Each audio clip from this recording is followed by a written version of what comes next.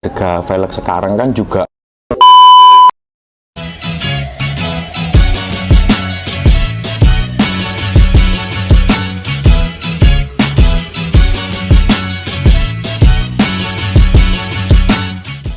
masalah TW ataupun KW original itu sebetulnya kan tergantung budget Mas ya. Iya. Tergantung budget.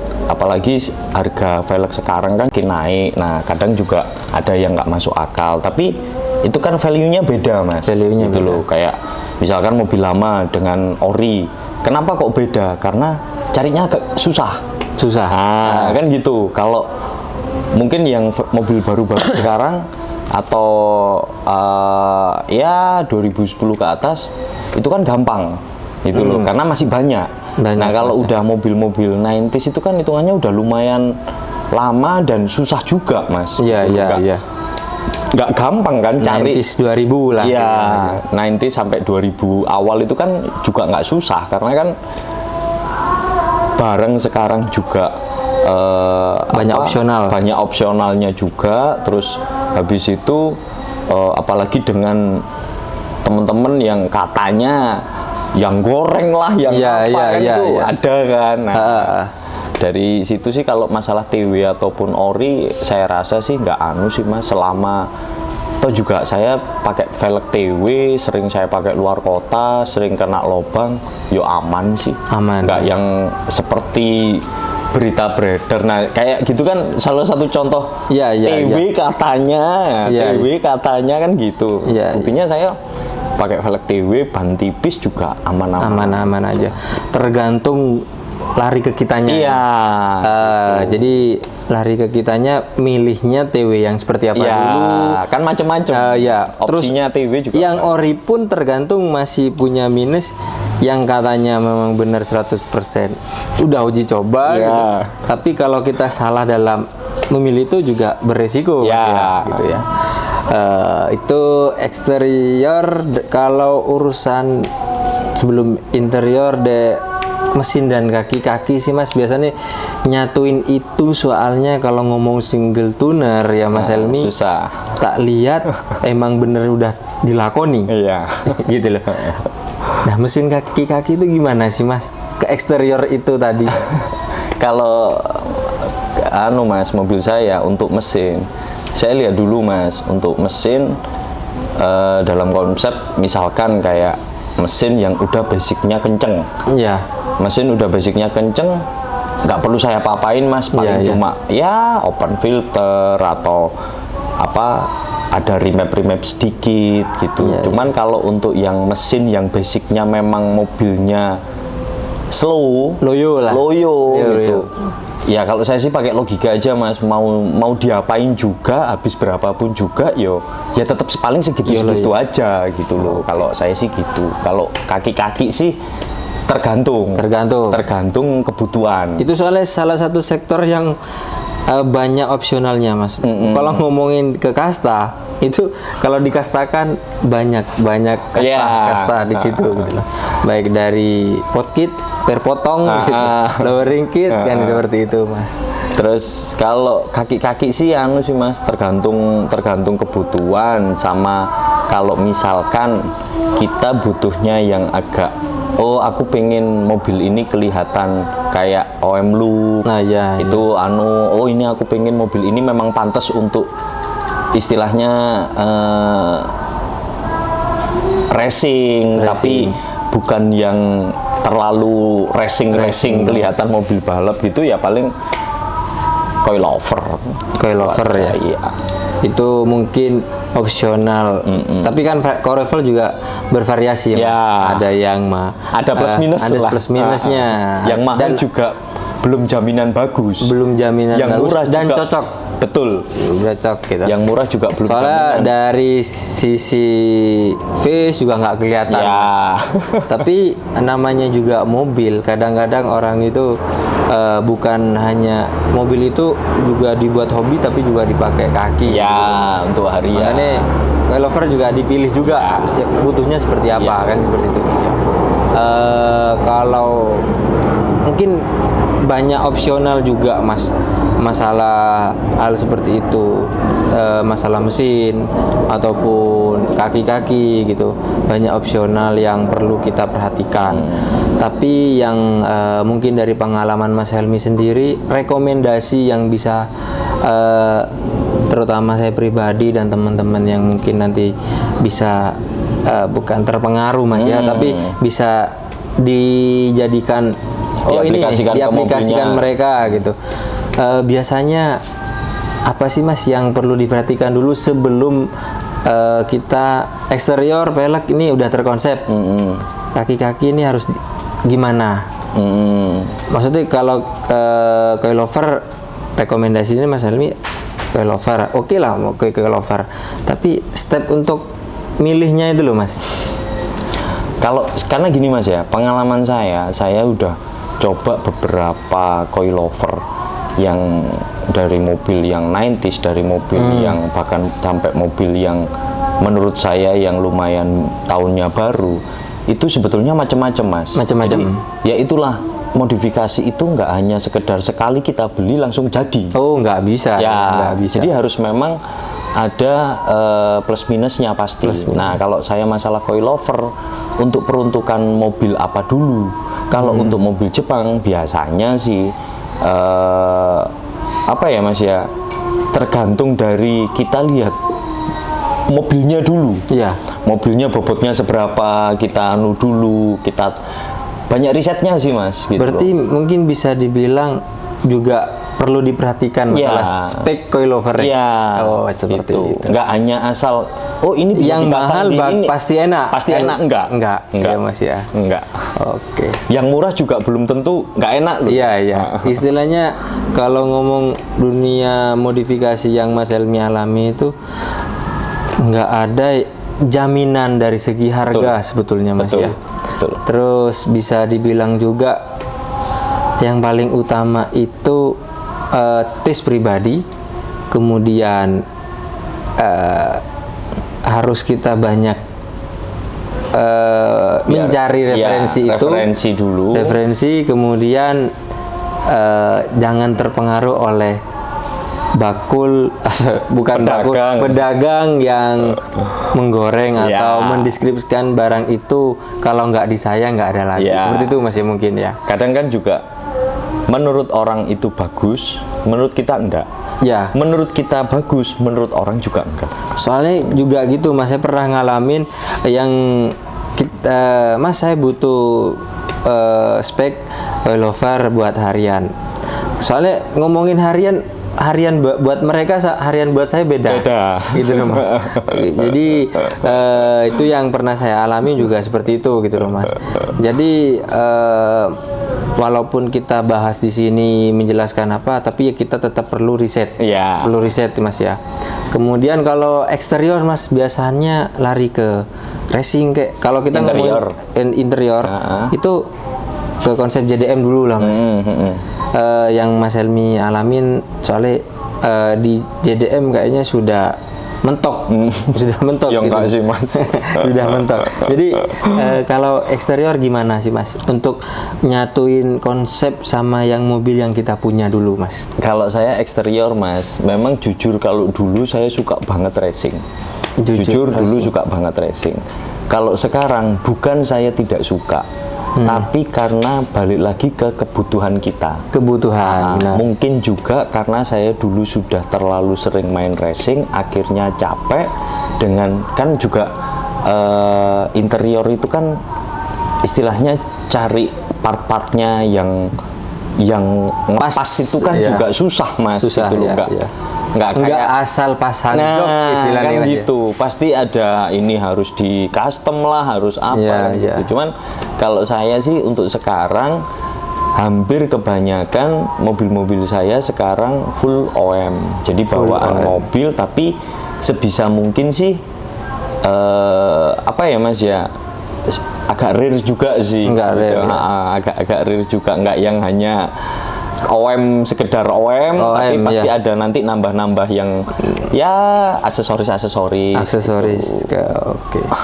Kemudian kalau ngomongin OM mungkin eksterior ini lari ke selera orang masing-masing, Mas ya. Semuanya kembali ke selera sih. Selera masing-masing, terus terutama dalam pemilihan baik itu nanti ambil ori ataupun TW juga jangan sampai itu istilahnya jangan merepotkan diri pribadi lah. Iya, gitu. bisa menjadi polemik lah. Iya, jadi kayak ori ataupun TW itu ya kita kembali ke budget kita lah, Mas. Iya, iya. Selama kita mampu ya bisa beli ori ya oke. Selama bisanya beli TW, selama mobilnya pantas enak dilihat ya oke. Itu TW ataupun yang sesuai konsep dulu, Mas ya. Sesuai konsep dulu ya. Takutnya TW dulu lah. Tapi asal jangan model, dulu gitu, nah, Mas ya. itu kan juga ada gitu. Soalnya kalau ngomongin eksterior itu, Mas, yang tak alamin itu lebih berat daripada kita modifikasi eksterior. Daripada eksterior, jelimetnya ya Mas, yang tak alamin. Dan itu pun kadang-kadang nggak ada opsionalnya, Mas. Opsionalnya, contohnya kisi AC kayak. Kan kondisi mobil yang teman-teman itu pasti bervariasi. Ada yang masih bagus, ada yang perlu dibagusin, kan gitu. Ada yang harus direstorasi. Ya itu mungkin yang butuh perjalanan, Mas ya. Butuh perjalanan. Ya effortnya mencarinya. Iya. Belum tentu juga sekali orang posting kita bisa langsung dapat, karena kan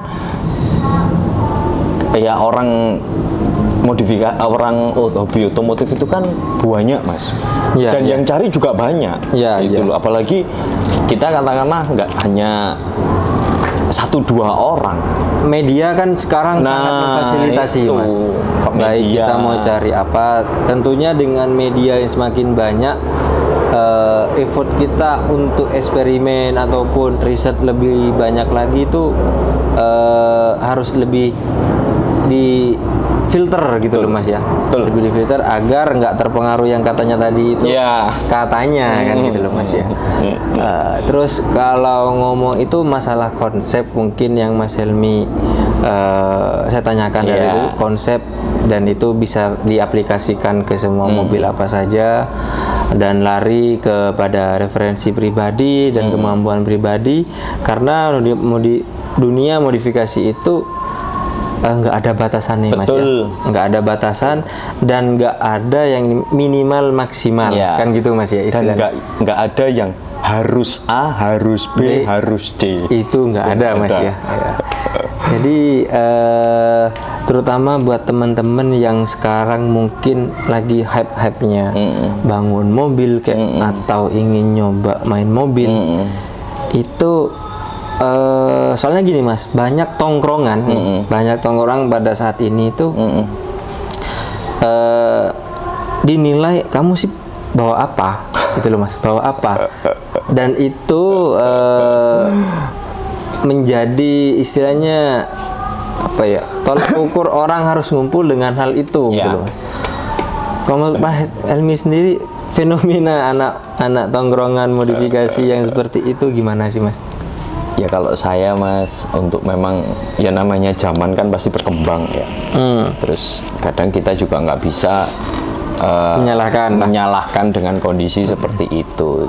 Tapi saya cuma sekarang melihatnya, oke lah, kamu sama-sama hobi otomotif, tapi maksud saya gini, jangan ada apa ya, doktrin untuk teman terutama masih baru yang masih main mobil, yang cuma menyarankan boleh, tapi kalau untuk istilahnya kan sudah menyuruh atau apalagi memerintah harus A, harus B, harus B. Kalau nggak A berarti kamu belum masuk golongan kita gitu loh, Mas ya. Itu jadi sampai saya kadang itu melihat, maaf ya, teman-teman sekarang itu kenapa sih kok harus seperti itu, padahal modifikasi ini luas. Istilahnya kayak mobil city car, Mas.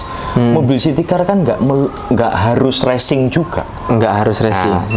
Maaf, nggak harus ikut balap juga, nggak ikut balap, karena kan juga semua orang kan kembali ke budget, dan belum tentu juga si anak yang baru main ini suka.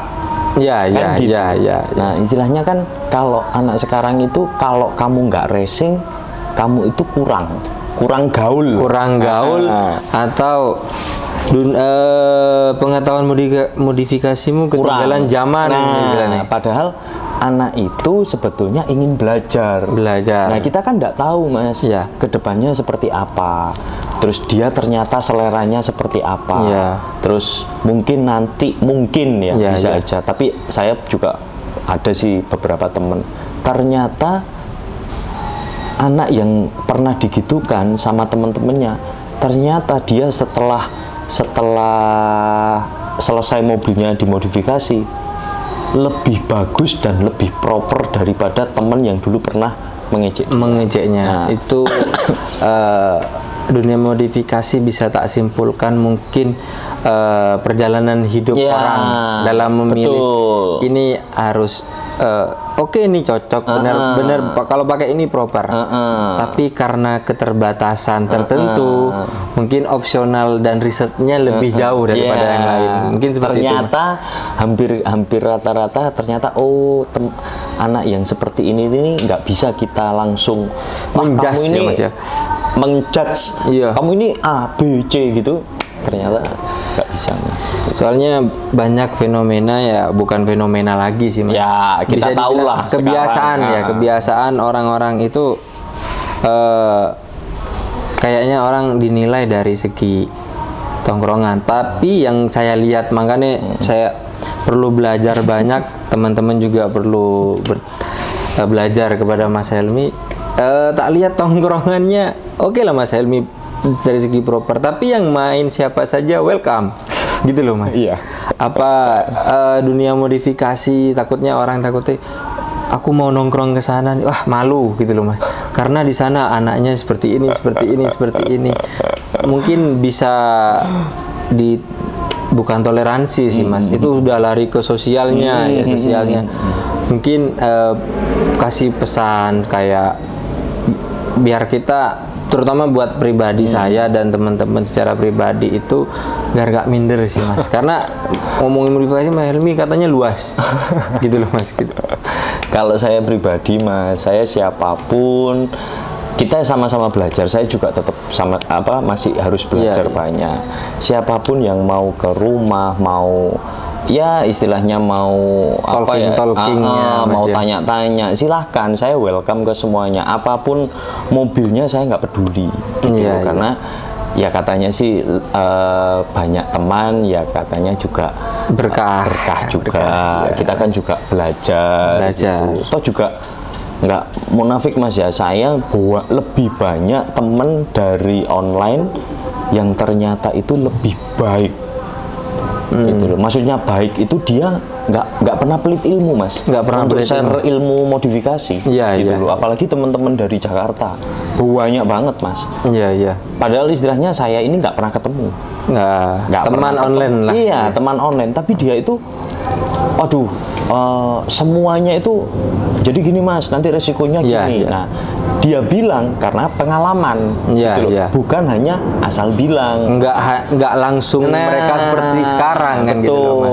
Itu juga tak alamin sih Mas. Maksudnya tak alamin. Dulu saya berpikir, wah ini orang sudah punya nama seperti ini. Coba saya DM, coba saya hubungin. Saya pikir mereka nggak akan respon, nggak mungkin welcome. Kita cuman masih punya mobil itu, mobil kita masih seperti ini.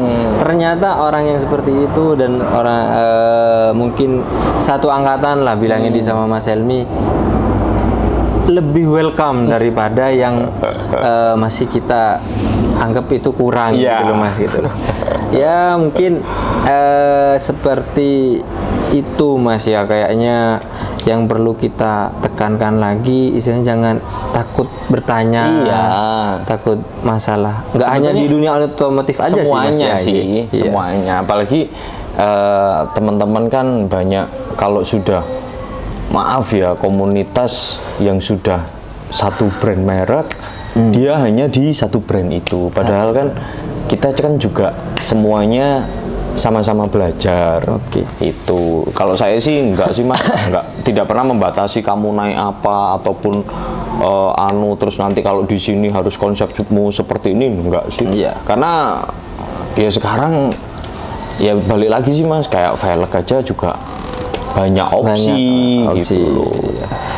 Dan ini juga mungkin hal terakhir Mas, yang perlu kita mungkin saya dan teman-teman atau mungkin Mas Helmi perlu kasih masukan gitu. Terjun dunia otomotif utamanya bukan hal yang utama buat kebutuhan segalanya kan gitu Mas ya. Tapi ada juga teman-teman yang gila otomotif itu hampir tidak kontrol dengan faktor kebutuhan utama lah. Kebutuhan utama. Dari faktor kegilaan itu akhirnya banyak muncul hal baru ataupun hal lama mungkin yang mengatasnamakan ini langka.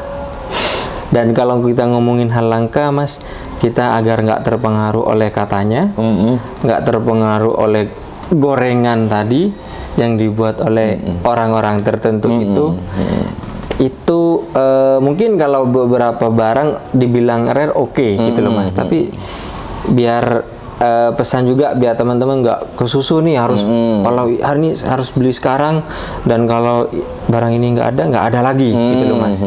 Itu gimana Mas menyikapinya Mas? Kalau pengalaman saya Mas ya, untuk antara masalah barang rare ataupun apalah sebutannya, kalau saya sih gini Mas ya, sebetulnya untuk saya pribadi sih tergantung dari passion kita suka apa enggak. Tapi kalau untuk saran teman-teman mencari atau pingin barang yang rare, ya banyak connecting dulu aja lah. Tetap di riset dulu. Karena kan juga sekarang maaf Mas ya, katanya ori, katanya enggak, gitu. Jadi dan kita juga harus pintar-pintar juga melihat kondisi.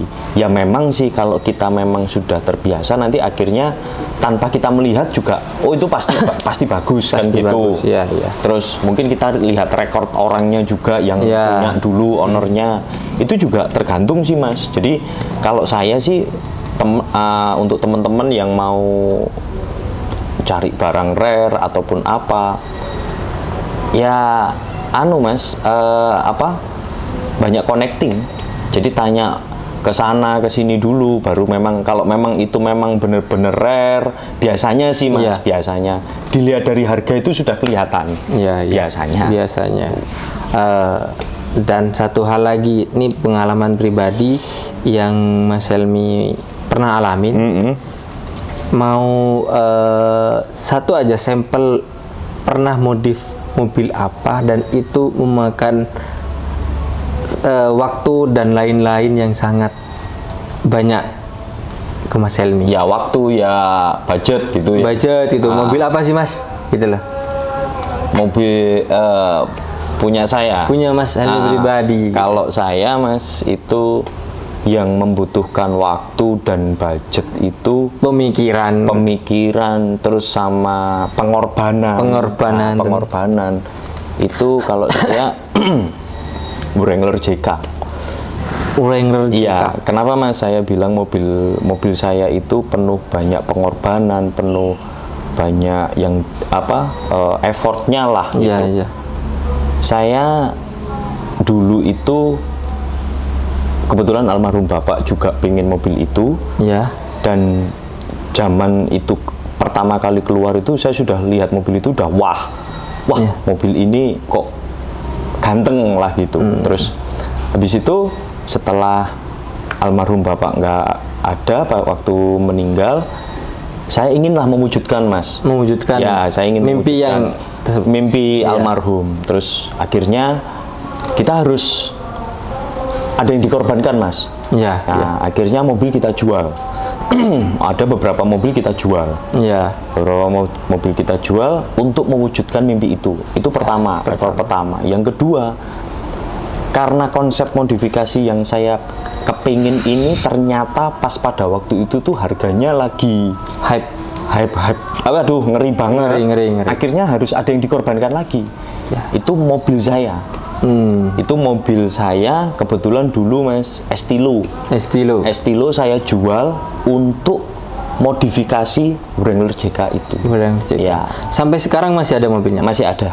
Wah. Ya kebetulan kalau itu sih Mas, saya bilangnya sejarah. Iya. Jadi nggak hanya karena modifikasi. Iya, bukan karena modifikasi, tapi ada nilai lebihnya di mobil tersebut gitu. Mulai dari ternyata ini dulu impian dari orang tua saya, terus habis itu untuk membangun mobil ini tuh saya harus mengorbankan, dan itu nggak hanya saya saja, itu kakak saya juga jual mobil untuk modifikasinya itu gitu loh. Karena mungkin pencapaian yang selama ini Mas Helmi capai juga ada termotivasi oleh keinginan almarhum dan mobil itu akhirnya tersampaikan, makanya terwujud semua dengan konsep segala pengorbanan, segala effort harus diberikan. Yang anggap memotivasi ke semua mobil-mobil Mas Helmi yang sudah nggak ada, baik yang masih ada seperti itu Mas. Mungkin seperti itu sepertinya Mas. Jadi ini acaranya mungkin lebih ke pesan Mas gitu. Lebih ke pesan, lebih ke saran dan cara kita secara pribadi.